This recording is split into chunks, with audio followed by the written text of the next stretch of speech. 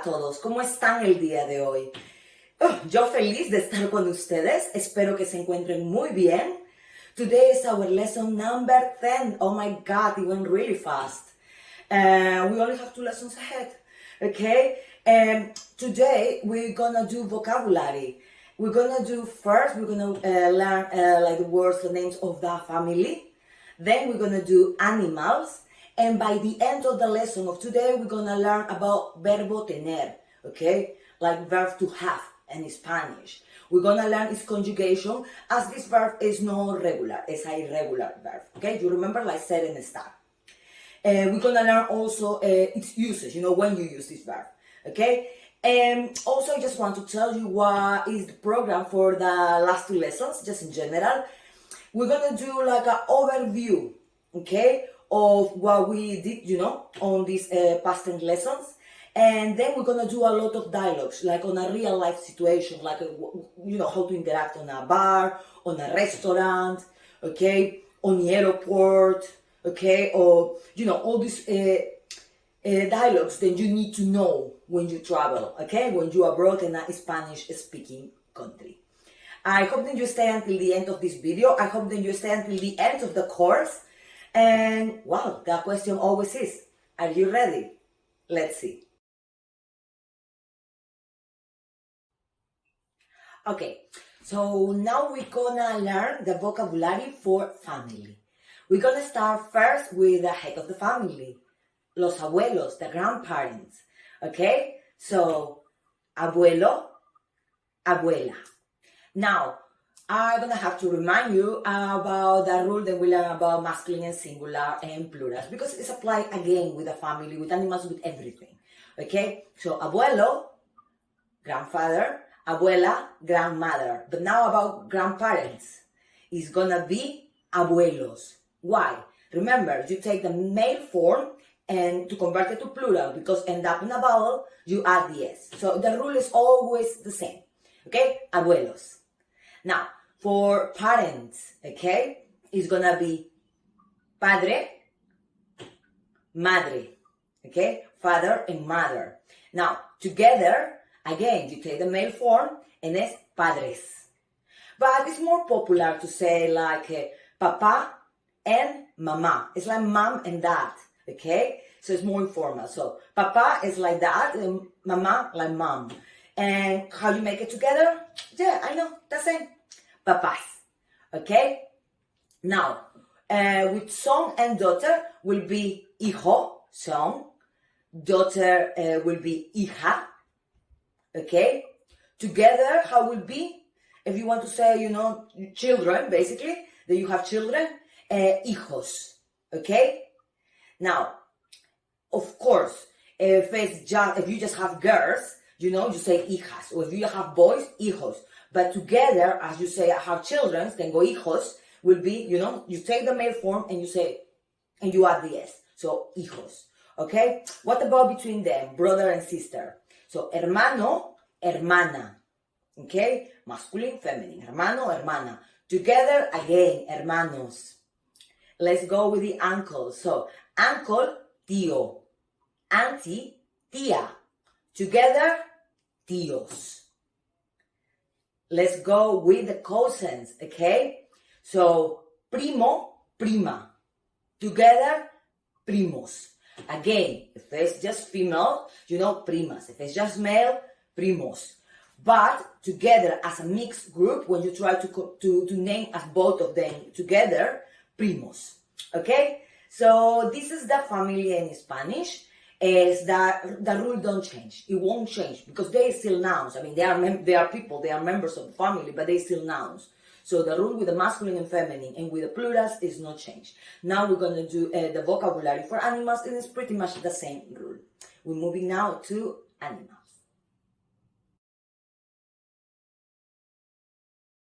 Now we're going to do the vocabulary for animals. Obviously not all of them, but we're gonna do the ones that probably you're gonna be using the most popular ones, okay? We're gonna start with my favorite one, okay?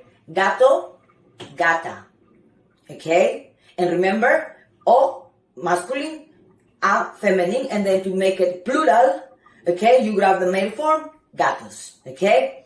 And if it's just female cats, gatas. Okay, gatas. Okay, let's go with the next one. Perro, perra. And then perros. Okay? Mono, mona. Okay? Conejo, coneja. León, leona. This is pretty much like the standard, the regular ones, okay? The one that is O, A, consonant plus A. But there are exceptions, of course, okay? Like in the case of vaca, toro. Gallo, gallina. Or caballo, yegua. Okay, you see it's not follow any pattern, it's just the way it is. Okay, there are neutral words like in the case of pez. Pez, no pescado. Pez is fish, but the one that is on the sea or on the water, not the one that is like on the plate. You don't go to the restaurant and ask, quiero pez. No. That is pescado. That's the one when it's outside the sea. But when it's on the sea, on the water, on the river, it's pez. It's called pez, and it's neutral for both of them. Okay? Same with pollo. Pollo is pollo, chicken. Okay? So this is the vocabulary for animals. Okay? The rule again, the same. Okay? To convert it into plural, if end up in a consonant, es, if end up in a vowel, plus s. Okay? Now we're gonna go to verbotenet.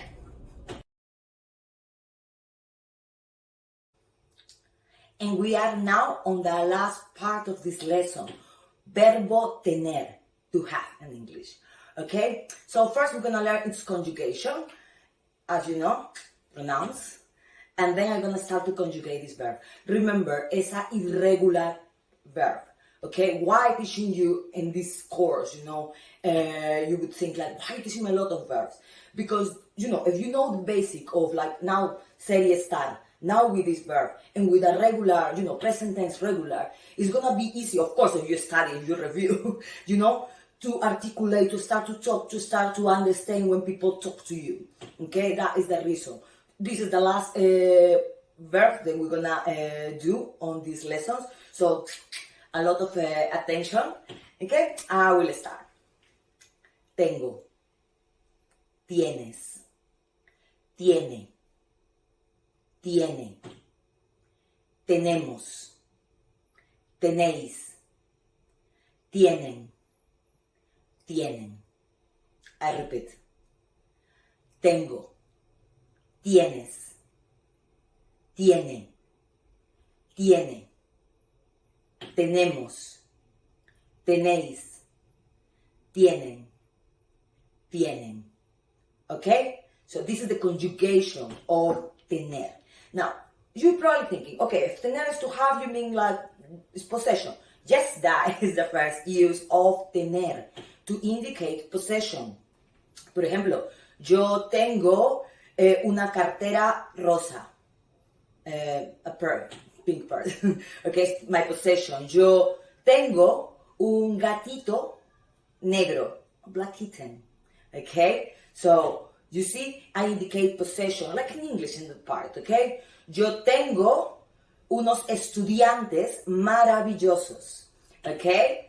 That's why it's not possession, but I indicate that, that I have wonderful students. Tengo unos estudiantes maravillosos. So to indicate possession, what you have, that is tener. But also, tener, as you probably know now, because we did it in one of the first 3 lessons, is also to ask people age, okay, and to answer as well. So that question is, ¿cuántos años tienes? Okay, if you're talking to one person, okay, if you're talking to, in a polite way, ¿cuántos años tiene? Okay, if you're talking to, to more than one person, okay, ¿cuántos años tenéis? And if you're talking to more than one person, but not in Spain, and the rest of the Spanish-speaking world, ¿cuántos años tienen? Okay? So that is the way that you're asking for one person or more than one person age. Now, how you reply? You can say yo tengo, but you can say like tengo, and then you say your age. You want me to tell you my age? No. Okay, so tengo, and then you say your age. Okay, so that's another use of tener in Spanish. Remember, it's not with to be. is like in English is like, yeah, like, you know, I'm 20, I'm 30, I'm 40, you know. In Spanish, you're not gonna say soy 30, soy 20, soy 40, or estoy 20, estoy 30. No, no, no, no, no. The verb to indicate age is not to be in Spanish, es tener. Now, another use of tener is to indicate like your physical stage, you know? What do you mean? Yeah, okay. Okay, for example, tengo hambre, tengo sed, tengo calor, tengo frío, okay? Tengo miedo, okay? So, to indicate all of these feelings, okay, to indicate feelings is tener. Again, it's not to be like, I'm hungry, I'm thirsty. No, no, no, no, no. You're not gonna say soy hambre, soy esto. And the typical mistake that people tend to say, you know, about heat. Soy calor or soy caliente. No, that means that you are hot in another way. Okay, in Spanish, when you want to indicate this tense, you need to use this verb. That's the reason I did it in this course, because it's important that you to understand that you need to use tener for age, and also to indicate your feelings and how the way you feel, you know, if you're hungry, if you're thirsty, if you're hot, if you're cold, if you're scared, or like tengo sueño, okay, I'm sleepy, okay. So this is important. Obviously, some other things about tener, but this is the basic and the most important thing that until this point you need to know about this verb. I hope that you like this lesson today. I hope that you find it interesting. I know it was kind of long, isn't it? But the last one was short, so this one is longer. And I will see you next week on the lesson 11, okay? Thank you so much, for watching all of these episodes.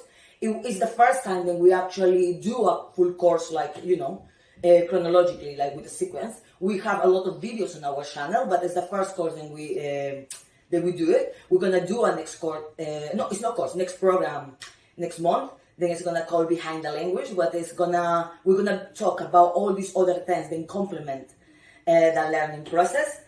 But if you want to know more, or if you feel like some of this is a bit too basic, we have a playlist with a mini grammar lessons when you can find more advanced stuff. Okay? No more to say then. Thank you again, and I will see you on the next lesson. Ciao, ciao.